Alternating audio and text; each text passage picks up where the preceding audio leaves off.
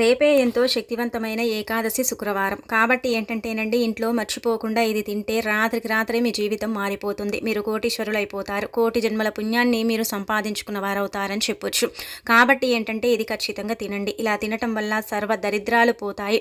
అనేక రకాల ఇబ్బందుల నుంచి మీరు బయటపడగలుగుతారు. జాతక దోషాల నుంచి కూడా మీకు విముక్తి లభిస్తుందని చెప్పొచ్చు. కాబట్టి ఏంటంటేనండి ఈ రోజున అంటే ఈ ఏకాదశి మనకు 2025 జనవరి 10వ తేదీన శుక్రవారంతో కూడి ఏకాదశి వస్తుంది. ఇది పరమ పవిత్రమైనది, చాలా శక్తివంతమైనది. ఇలా రావటం చాలా విశేషమని మనకు పండితులే చెబుతున్నారు. కావున ఈ రోజున ఎవరైతే ఇది తింటారో అలాంటి వాళ్ళ దరిద్రమంతా కూడా పోయి వారికి చక్కటి యోగాలు సిద్ధిస్తాయి. వారికి చాలా అద్భుతమైన ఫలితం వస్తుంది. వారు పట్టిందల్లా బంగారం అవుతుంది.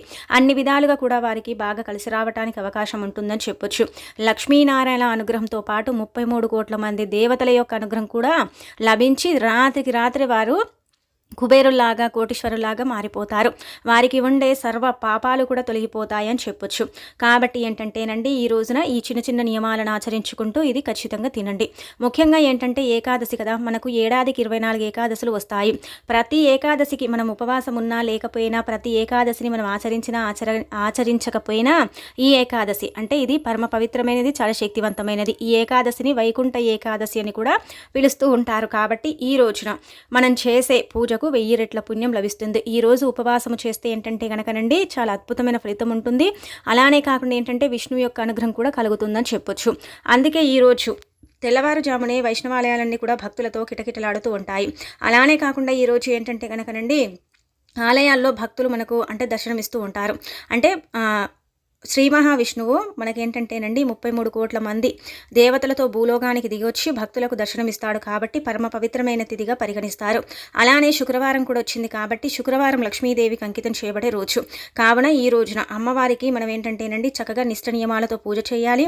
అలానే వెంకటేశ్వర స్వామిని కూడా పూజించుకోవాలి. అంటే లక్ష్మీనారాయణను కలిపి మనం పూజించుకుంటే మనకు సిరులకు లోటు ఉండదని చెప్పొచ్చు. సిరుల వర్షం కురుస్తుంది మన ఇంట్లో. ఇక కనక వర్షమే అని మనం చెప్పుకోదగ్గ విషయం. కాబట్టి ఈ విధంగా ఆచరించండి. ఈ రోజున మీరు గుర్తుపెట్టుకోండి, మీకు ఏదైనా సరే పెద్ద పెద్ద కోరికలు ఉన్నాయి, అవి తీరటం లేదు, ఆ కోరికలు ఎలాగైనా సరే తీర్చుకోవాలనుకుంటున్నారనుకోండి, పిండి దీపం పెట్టుకోండి. పిండి దీపం పెడితే చాలా మంచిది.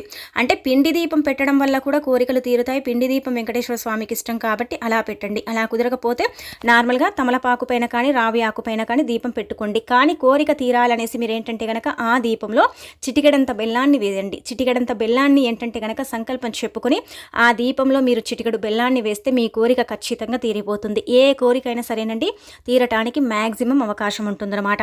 కాబట్టి ఈ విధంగా ఆచరించండి. బెల్లం కరిగే లోపే కోరికకు సంబంధించిన ఏదో ఒక అంటే ఆలోచన తడుతుంది, లేకపోతే ఏదో ఒక వార్త మీకు మీ చెవిన పడుతుందని చెప్పొచ్చు. అంటే మీకు అర్థమైపోతుంది మీ కోరిక తీరుతుందా లేదా అనేది మీకు తెలిసిపోతుంది. కాబట్టి ఏంటంటే ఈ విధంగా ఆచరించుకోండి. ఇక ఆ తర్వాత వచ్చేసి ఏంటంటే కనుక ఇలా దీపారాధన చేసి మనము అంటే ఇంట్లో పూజ చేసుకోవాలి, తులసి కోట దగ్గర పూజ చేసుకోవాలి, ఆలయానికి వెళ్ళాలి, ఉపవాసం ఉండాలి. ఉపవాసం ఉంటే మనం ఏంటంటేనండి చాలామంది కూడా ఏంటంటే ఏమి తినకుండా తాగకుండా ఉపవాసం ఉంటారు. కానీ పురాణాలు మనకి ఎలా చెబుతున్నాయి అంటే కనుక ఏమి తినకుండా తాగకుండా మనం ఉపవాసం ఉండకూడదు. మనం తింటూ తాగుతూ కూడా ఉపవాసం చేయొచ్చు. కటిక ఉపవాసం చేస్తే దానికి పెద్దగా ఫలితం ఉండదు. అదే మనం ఏంటంటే కనుక లైట్గా ఆహారాన్ని అంటే మసాలాలు లేకుండా, అలానే కాకుండా ఏంటంటే పోపు పెట్టకుండా కొన్ని ఆహార పదార్థాలను తీసుకుంటూ మనం ఏంటంటే చక్కగా ఉపవాసం చేయొచ్చు. ముఖ్యంగా ఈరోజు అన్నం తినకూడదు. అన్నంలో అంటే బియ్యంలో మురా అనే రాక్షసుడు దాగుంటాడు. కాబట్టి అన్నాన్ని తీసుకోవడం వల్ల ఏంటంటే మనమే కోరి కష్టాలను తెచ్చుకున్న వారం అవుతాము.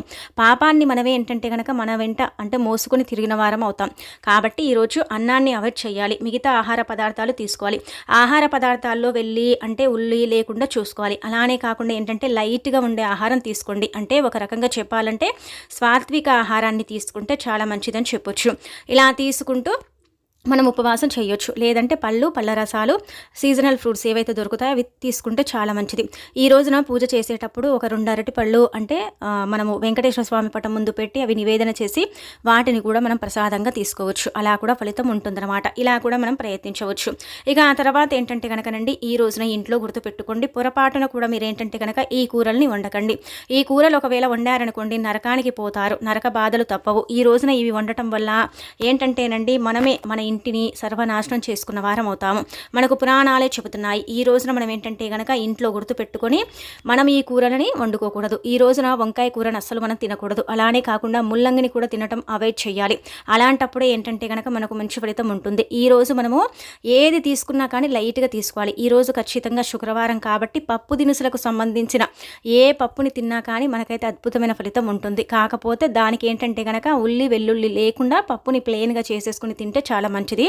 ఇంట్లో మాత్రం వంకాయ అలానే కాకుండా ఏంటంటే గనక ముల్లంగితో పాటు మనం ఏంటంటేనంటే గుర్తుపెట్టుకోండి, గుమ్మడికాయను కూడా అవాయిడ్ చేస్తే చాలా మంచిదని శాస్త్రాలే చెబుతున్నాయి. కాబట్టి ఈరోజు తీసుకోకండి. అలానే కాకుండా మనం ఈ రోజున ముఖ్యంగా ఇలా పప్పుకు అంటే మనం పప్పులాగా సాంబార్ చేసుకుంటాము, మునక్కాయలను వాడుకోవచ్చు. అలానే కాకుండా ఏంటంటేనండి ఇలా మనకేంటంటే సొరకాయ ఉంటుంది కదా, దాన్ని కూడా మనం ఏంటంటే తీసుకోవచ్చు. అలా కూడా మనకు ఫలితం ఉంటుంది. కానీ వంకాయని తినకూడదని శాస్త్రాలే చెబుతున్నాయి కాబట్టి వంకాయని అవాయిడ్ చేసేయండి. ఇక ఆ తర్వాత ఈ రోజున ఇంట్లో ఖచ్చితంగా స్త్రీలు ఏంటంటే కొన్ని నియమాలను ఆచరించాలి. అలా ఆచరిస్తే మంచిదనమాట.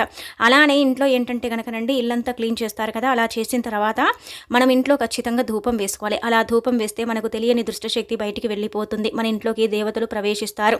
అలానే కాకుండా ఏంటంటే కనుక మన ఇంటికి అంటే ఐశ్వర్యం లభిస్తుందని ఒక రకంగా చెప్పొచ్చు. అందుకే పూజ చేసిన తర్వాత ఇంట్లో ఖచ్చితంగా ధూపం వేయండి. ధూపం వేసేటప్పుడు ఆ ధూపంలో ఒక 5 మిరియాలను వేసేసి ఇల్లంతా కూడా ధూపం వేస్తే ఇంకా చాలా మంచి ఫలితం అయితే ఉంటుందన్నమాట. ఇలా ధూపం చేసుకోండి. ఇక అనంతరం వచ్చేసి పూజ గదిలో సాయంత్రం అలానే కాకుండా ఉదయం మనం దీపారాధన చేయాలి. తులసికోట దగ్గర కూడా సాయంత్రం ఉదయం దీపం పెట్టుకోవాలి. ఆ తర్వాత సాయంత్రం సంధ్యా సమయంలో ఇంటి దగ్గర అంటే మన ఇంటి గుమ్మం దగ్గర 2 దీపాలను వెలిగించుకోవాలి. ప్రత్యేకించి ఈరోజు ఎవరైతే గుమ్మం దగ్గర 2 దీపాలు పెడతారో అలాంటి వాళ్ళ ఇంట్లోకి లక్ష్మీనారాయణలు అడుగు పెడతారని పురాణాలే చెబుతున్నాయి. కాబట్టి ఇలా ఏంటంటే ఈ విధంగా ఆచరించండి. ఇక ఆ తర్వాత వచ్చేసి ఏంటంటే ఇలా మనం పూజ చేసుకుంటాం కదండి ఉదయం పూట, అప్పుడు ఏంటంటే గనక ఇదొకటి తినండి. ఇలా తినటం వల్ల ఏంటంటే గనక ఖచ్చితంగా వెంకటేశ్వర స్వామి అనుగ్రహం లభిస్తుంది. అలానే కాకుండా ఆ 7 కొండల వారి యొక్క అనుగ్రహంతో ఇంకా లైఫ్లో మనము ముందుకు వెళతాము. అలానే మనకేంటంటే అద్భుతమైన రిజల్ట్ వస్తుందన్నమాట. మనం ఏంటంటేనండి ఎప్పుడు కూడా గుర్తుపెట్టుకోండి, ఏదో ఒక రకంగా సమస్యతో మనం ఇబ్బంది పడిపోతాం, బాధపడతాము, ఏం చేయాలో అర్థం కాదు, ఎందుకు ఇలా జరుగుతుందో కూడా తెలియదు, మాకే కష్టాలు వస్తున్నాయా అందరికీ కష్టాలు వస్తున్నాయా అన్నట్టు కొంతమంది బాధపడిపోతూ ఉంటారు. కొంతమంది గ్రహస్థితి బాగుండదు, చండాలమైన జాతకం ఉంటుంది, తీవ్రమైన ఇబ్బందులు ఎదుర్కొంటూ ఉంటారు. ఎంత చేసుకున్నా కానీ వారికైతే కలిసి రాక చాలా వరకు కూడా ఏంటంటే బాధపడిపోతూ ఉంటారు కదా. అలాంటి వాళ్ళు ఏంటంటే కనుక ఈ రోజున ఇది తీసుకోవటం వల్ల ఇది తినటం వల్ల చాలా అద్భుతమైన రిజల్ట్ అయితే ఉంటుందన్నమాట. రాత్రికి రాత్రి మీ జీవితం మారిపోయి మీరు కోటీశ్వరులాగా మారిపోతారు. ఎనలేని సంపద మీ సొంతం అవుతుంది. ఎంత దరిద్రుడైనా సరేనండి కుబేరుడు అవుతాడని చెప్పొచ్చు, అంత చక్కగా ఉపయోగపడుతుంది. కాబట్టి ఇది ఖచ్చితంగా తినండి. ఇలా తినటం వల్ల చాలా మంచి రిజల్ట్ అయితే మీరు చూసే అవకాశం అయితే ఉంటుందన్నమాట. మన జీవితంలో ఉండే అనేక రకాల ఇబ్బందుల నుంచి మనం బయటపడగలుగుతాము. అన్ని విధాలుగా కూడా మనకు కలిసి వచ్చేలాగా చేసుకోగలుగుతాం. కాబట్టి ఇది ఖచ్చితంగా తినండి. ముఖ్యంగా మీరు ఏం చేయండి అంటే కనుకనండి బెల్లం ఉంటుంది కదా, బెల్లము చాలా శుద్ధి అయిన పదార్థము. బెల్లం ఏంటంటే కనుక చాలా పవిత్రమైన పదార్థం కాబట్టి బెల్లాన్ని తీసుకోండి. బెల్లం అనేది ఏంటంటే కనుక ఇంటిల్లిపాది కూడా తినాలండి. ఈరోజు బెల్లం తింటే చాలా మంచిది. ఎందుకంటే బెల్లం దేవతలకు దేవుళ్లకు అంకితం చేయబడుతుంది. బెల్లం శుద్ధి అయిన పదార్థం. బెల్లం చాలా వరకు కూడా అద్భుతాలను సృష్టించే పదార్థం అని చెప్పొచ్చు. అందుకే బెల్లాన్ని ఈరోజు చాలామంది కూడా ఏంటంటే పాయసం రూపంలో కానీ లేదంటే కనుక నార్మల్గా బెల్లాన్ని తీసుకోవటం ఇలాంటివి చేస్తూ ఉంటారు. చాలామంది కూడా ఈ రోజున ఏంటంటే కనుకనండి మనకు పురాణాలలోనే చెప్పబడుతుంది, ఎవరి జాతకం అయితే బాలేక ఇబ్బంది పడేవారు, ఎవరి జీవితంలో అయితే కష్టాలు అధికంగా ఉన్నాయని అంటే సతమతమయ్యేవారు, అలానే కాకుండా దైవానుగ్రహం లేదని చాలా వరకు కూడా అంటే కుమిలిపోతూ ఉంటారు కదా, ఎంత చేసుకున్నా కానీ దేవుడు కూడా మమ్మల్ని అనుగ్రహించటం లేదు అనుకుంటూ ఉంటారు కదా. అలాంటి వాళ్ళు ఏంటంటే కనుక ఈ రోజు గుర్తుపెట్టుకోండి, చిన్న అంగుళం ముక్క బెల్లం తీసుకోండి. బెల్లాన్ని తీసుకున్న తర్వాత దానిపై నుంచి మీరు ఏంటంటే కనుక ఆవు నేతిని పోయండి. ఆవు నేతిని పోసేసిన తర్వాత చిటికెడ పచ్చకర్పూరం పొడిని వేయండి. వేసేసి ఇదేంటంటే కనుక ఒక ప్లేట్లో పెట్టేసి మనం ఏంటంటేనండి స్వామివారికి చక్కగా నివేదన చేయాలి. నివేదన చేసిన తర్వాత దాన్ని మనం స్వీకరించాలి. మనం దాన్ని తీసుకునేటప్పుడు అంటే నివేదన చేస్తే బెల్లం అలాగే కాకుండా ఆవు నేతి ఈరోజు చాలా శ్రేయస్కరం. ఇవి మనం ఏంటంటే ఆహారంలో కూడా తీసుకుంటాము. నెయ్యిని అంటే మనం వాడుతాము, తింటాము, అంటే రకరకాల స్వీట్స్లో ఉపయోగించుకుంటాము. పప్పులో కూడా నెయ్యిని కలుపుకొని తింటాము. ఇలా రకరకాలుగా నెయ్యిని అయితే మనం తింటాం కదండి. అలానే బెల్లం గురించి మనందరికీ తెలిసిందే కదా, బెల్లం కూడా చాలా మంచిదండి. మానవుని ఉక్కుని అంటే ఉక్కులాగా తయారు చేయడానికి బెల్లం ఉపయోగపడుతుంది. బెల్లం ఏంటంటే కనుక ఆరోగ్యపరంగా కూడా మనకు మేలు చేస్తుంది. అలానే కాకుండా భగవంతుడికి కూడా చేరుతుంది. కాబట్టి ఇలా ఏంటంటే బెల్లం మీద మనం కొంచెమంత శుద్ధి ఆవునేతి అండి, ఆవునేతిని మాత్రమే వాడాలి, శుద్ధి అయినది. అదేంటంటే అలా బెల్లంపై నుంచి పోసేసి ఆ తర్వాత అందులో చిటికెడంతా పచ్చకర్పూరం పొడిని కలిపేసి దాన్ని మనం స్వీకరించాలి. స్వీకరించేటప్పుడు ఎవరి జీవితంలో అయితే ఏ కష్టం ఉంటుందో, ఎవరి జాతకంలో అయితే ఎలాంటి ఇబ్బంది ఉంటుందో అది చెప్పుకుంటూ తీసుకుంటే చాలా మంచిది. ఇది ఇంటిల్లిపాది తీసుకుంటే చాలా మంచిది. ఇలా తీసుకోవటం మాకు కుదరదనుకుంటే కనుక ఈరోజు రవ్వతో కూడిన పాయసం ఉంటుంది కదండి.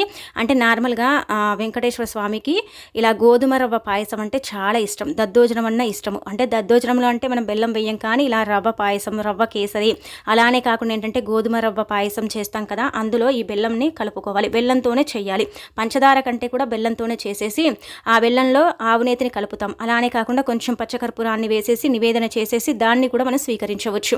ఇలా చేసుకున్న వారికి అయితే జన్మల దరిద్రాలు పోతాయి, జీవితం మారుతుంది, రాహుకేతు ప్రభావాల నుంచి బయటపడతారు, అన్ని విధాలుగా కూడా బాగా కలిసి వస్తుంది. ఎలాంటి ఇబ్బంది అనేది లేకుండా వారు ముందుకు వెళ్ళటానికి కూడా అవకాశం ఉంటుంది. కాబట్టి ఖచ్చితంగా ఏంటంటేనండి ఈ విధంగా ఆచరించండి. ఇలా ఆచరించేసి ఫలితం పొందండి. మీకు ఉండే జాతక దోషాలతో పాటు అనేక రకాల ఇబ్బందులు రాత్రికి రాత్రి పోగొట్టుకొని కోటీశ్వరులాగా మారిపోండి. అలానే కాకుండా మీకు ఖచ్చితంగా వెంకటేశ్వర స్వామి అనుగ్రహం లభిస్తుంది, అటు లక్ష్మీదేవి కూడా అనుగ్రహిస్తుంది, అనేక రకాలుగా కూడా మీకు మంచి జరుగుతుందని చెప్పొచ్చు. ఎవరైతే ఈరోజు ఇది తింటారో అలాంటి వారి దశనే తిరిగిపోతుందని పురాణాలే చెబుతున్నాయి. కాబట్టి ఈ విధంగా ఆచరించేసి చక్కగా ఫలితం పొందండి, మీకుందే ఇబ్బంది పోగొట్టుకోండి. ఇది చాలా ఈజీ పరిహారం, చాలా చిన్న పరిహారం, ఎవరు చేసినా కానీ ఫలితం ఉంటుంది. ఇంటిల్లిపాది తినొచ్చు, ఇంట్లో ఒకరికైనా సరే నష్టం కష్టం ఉన్నట్టయితే వారు కూడా తినొచ్చు, అలా కూడా ఫలితం ఉంటుంది. మీరు తింటే పాయసం తీసుకోండి, లేదంటే డైరెక్ట్గా బెల్లం పైన ఇలా స్వామివారి పటం ముందు వదిలేసి ఆ తర్వాత దాన్ని కూడా మీరు స్వీకరించుకోండి. ఎలా తీసుకున్న అయితే ఫలితాలు అయితే మీకు అధికంగా వస్తాయి. మీ గ్రహస్థితుల్లో మార్పులు మీరు చూడగలుగుతారు. అలానే కాకుండా ఏంటంటే కనుక జన్మంతర దోషాలు పోతాయి. చాలా మందిని మనం గమనిస్తూ ఉంటాం, చూస్తూ ఉంటాం కదా, పాపాలు శాపాలు ఉంటూ ఉంటాయి. మనం తెలిసి తెలియక శాపాలు పాపాలతో ఇబ్బంది పడిపోతూ ఉంటాము. పూర్వకర్మ శాపాలు కూడా మనం వెంటాడుతూ ఉంటాయి. మనం కూడా కొన్ని తెలిసి తెలియక పాపాలు తప్పులు చేస్తూ ఉంటాం కదా, వాటికి ప్రాయశ్చిత్తంగా కూడా ఇదేంటంటే కనుక ఉపయోగపడుతుంది. మన జాతకంలో ఏంటంటే కనుక గ్రహాలు నీచ స్థాయిలో ఉండి మనని ఇబ్బంది పెడుతూ ఉంటాయి. ఎంత చేసుకున్నా కానీ గ్రహాలు స్థితిగతి మారక మనం కొన్నిసార్లు ఇబ్బంది పడతాము. రాహుకేతు ప్రభావాలు, కుజదోషాలు, నాగసర్ప దోషాలు మనని పట్టి పీడిస్తూ ఉంటాయి, మన జాతకాన్ని అతలాకుతలం చేస్తూ ఉంటాయి. అలానే దైవానుగ్రహం లేక దిక్కుతోచని పరిస్థితిలో ఉండిపోతాం కదండి కొన్నిసార్లు. అలాంటప్పుడు కూడా ఏంటంటే గనక మనకు ముఖ్యంగా ఈ పరిహారం ఉపయోగపడుతుంది. ఇలా ఏంటంటే ప్రతి సమస్యకు కూడా పరిష్కారం చూపటానికి ఈ రోజున బెల్లము అలానే ఆవునేతి ఈ రెండు కలిపినప్పుడు అందులో తెలియని ఒక శక్తి అనేది అంటే బయటికి వస్తుంది. దానివల్ల ఏంటంటే మన శరీరం అంతా కూడా శుద్ధి అయిపోతుంది. ముఖ్యంగా మన పాపాలు కావచ్చు, మనకుండే ఇబ్బందులు కావచ్చు, ఇవన్నీ కూడా పోవటానికి అవకాశం ఉంటుందని చెప్పొచ్చు. కాబట్టి ప్రయత్నించండి. అలానే కాకుండా పచ్చకర్పూరం మనం ప్రసాదాలలో ఉపయోగిస్తాం, పచ్చకర్పూరంతో హారతిస్తాం. కాబట్టి అలా చేసుకోవటం వల్ల కూడా మంచి ఫలితం ఉంటుంది. పచ్చకర్పూరం అంటే వెంకటేశ్వర స్వామి మీకు ఇష్టం కాబట్టి ఈ విధంగా మనం ఆచరించడం వల్ల అయితే స్వామివారి యొక్క దయ అనేది మనపై ఉంటుంది. ఆయన యొక్క అనుగ్రహంతో మనకి ఏంటంటే మంచి జరుగుతుంది. మనం మంచి అంటే మనసుతో చేసుకున్నామనుకోండి, దేవుడిపై మనము భారం వేసేసుకుని పరిహారం చేస్తే మనకు మంచి జరుగుతుంది. మనం చెడుగా ఆలోచించుకుని పరిహారం చేసుకుంటే మనకు చెడు ఫలితం వస్తుంది. కాబట్టి మంచిగా ఆలోచించండి, పరిహారం చేసుకోండి, ఫలితం పొందండి, మీకుండే ఇబ్బందిని తొలగించుకోండి. ఇక అలానే కాకుండా ఈ రోజున ఏంటంటే కనుకనండి పచ్చకర్పూరంతో ఇప్పుడు చెప్పే ఈ పరిహారం చేసేసుకోండి, సరిపోతుంది.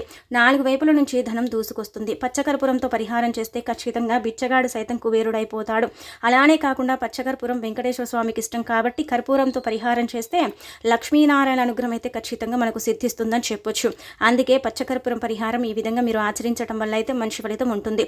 ముఖ్యంగా మీరు ఏం చేయండి అంటే కనుకనండి పచ్చకర్పూరం అందరి ఇళ్లలో ఉంటుంది. ఈరోజు వెంకటేశ్వర స్వామికి పచ్చకర్పూరంతోనే హారతి ఇస్తాం కాబట్టి పచ్చకర్పూరం ఇంటికి తెచ్చుకుంటారు కదా. అలా తెచ్చేసుకున్న తర్వాత పచ్చకర్పూరాన్ని కొంచెం గంట తీసుకోండి, అంటే చిటికెడ గంటే కొంచెం ఎక్కువగా తీసేసుకుని వెంకటేశ్వర స్వామి పటం ముందు పెట్టి పూజించుకొని ఆ తర్వాత ఆ పచ్చకర్పూరాన్ని ఏంటంటే కనుక మీ పర్సులో పెట్టుకోండి. ఇలా పెట్టడం వల్ల మీ పర్సు ఎప్పుడు కూడా డబ్బుతో నిండిపోయి ఉంటుంది. ధనం రాక మీరు ఇబ్బంది పడుతున్నట్టయితే ఆ ఇబ్బంది తొలగిపోతుంది. అన్ని విధాలుగా కూడా మీకు బాగా కలిసి రావడానికి బాగుండటానికి అవకాశం ఉంటుంది. కాబట్టి పచ్చకర్పూరాన్ని వెంకటేశ్వర స్వామి పటం ముందు పెట్టి పూజించుకొని ఆ తర్వాత పర్సులో పెట్టుకుంటే చిల్లి గవ్వ లేని పర్సు కూడా ఎప్పుడు కూడా ధనంతో నిండిపోయి ఉంటుంది. అలానే కాకుండా ధనం ఏదో ఒక రూపంలో మీ దగ్గరికి చేరుతుంది. దానికి తోడు ఇంకొకటి ఏంటంటే కనుకనండి మీరు పచ్చకర్పూరాన్ని పూజించేటప్పుడే కొంచెం ఎక్కువగా పెట్టుకోండి. అలా పెట్టేసుకుని తీసుకుని అందులో నుంచి కొంచెం ముక్క మీరు వ్యాపారం చేసే స్థలాల్లో అంటే ఇలా గల్లా పెట్టెలు ఉంటాయి, వ్యాపారం చేసే స్థలాల్లో మీకు పర్సెస్ ఉంటాయి. కొంతమంది పర్సులు మెయింటైన్ చేస్తారు, కొంతమంది బ్యాగుల్లాగా ఇలా మెయింటైన్ చేస్తూ ఉంటారు కదా. ఎవరి ఇష్టాన్ని బట్టి వారు ఏంటంటే కనుక వ్యాపారం చేసే స్థలాల్లో కూడా పచ్చకర్పూరం పెట్టొచ్చు, జేబులో పెట్టుకోవచ్చు, అలానే కాకుండా పర్సెస్లో కూడా పెట్టుకోవచ్చు, అలమారాలో కూడా మనం దాచుకోవచ్చు. ఎలా పెట్టుకున్నా కానీ ఫలితాలు ఉంటాయి. ఎలా చేసుకున్నా కానీ స్వామివారి యొక్క దయతో ఏంటంటే లైఫ్లో ఇంకా మనం ముందుకు వెళతాము. ఆయన అనుగ్రహంతో ఏంటంటే కనుక మనకు మంచి జరుగుతుంది. ఎల్లప్పుడూ కూడా మనం సుఖ సంతోషాలతో ఉండగలుగుతాము. ధనాన్ని రప్పించుకోగలుగుతాము. ధన ద్వారాలను తెరిపించుకోగలుగుతాము. అలాగే స్వామివారి యొక్క అనుగ్రహంతో పాటు లక్ష్మీదేవి అనుగ్రహం కూడా కలిగి సంపద పెరుగుతుంది. అంటే సంపదకు ఆదిదేవత కాబట్టి లక్ష్మీదేవి, ఆమె యొక్క అనుగ్రహం కూడా మనకు కలిగి మనకి ఇంకా మంచి జరుగుతుందని పురాణాలే చెబుతున్నాయి. కాబట్టి ఆచరించండి.